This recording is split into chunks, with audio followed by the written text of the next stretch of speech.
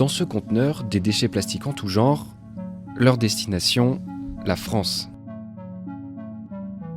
L'Indonésie a décidé de renvoyer plusieurs tonnes de déchets plastiques dans leur pays d'origine, et ce n'est pas le seul pays d'Asie à s'y mettre.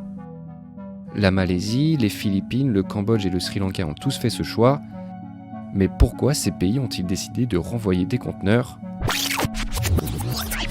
Pour bien comprendre la situation, il faut remonter au 1er janvier 2018, date à laquelle la Chine bloque l'importation de 24 catégories de déchets solides, dont certains plastiques pour des motifs écologiques.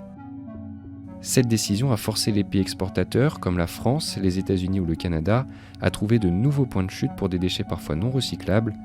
Ils se sont alors tournés vers l'Asie du Sud-Est, plusieurs pays s'étant placés sur ce marché.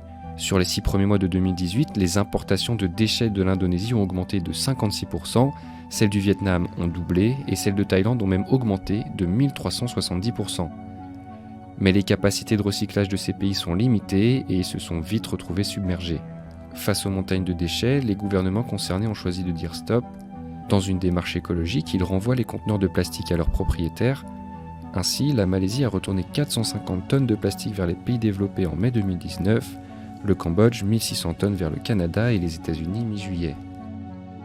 Dans ce sillage, l'Indonésie a donc décidé de renvoyer une partie des déchets à la France, qui s'est engagée à atteindre un taux de 100% de plastique recyclé d'ici 2025.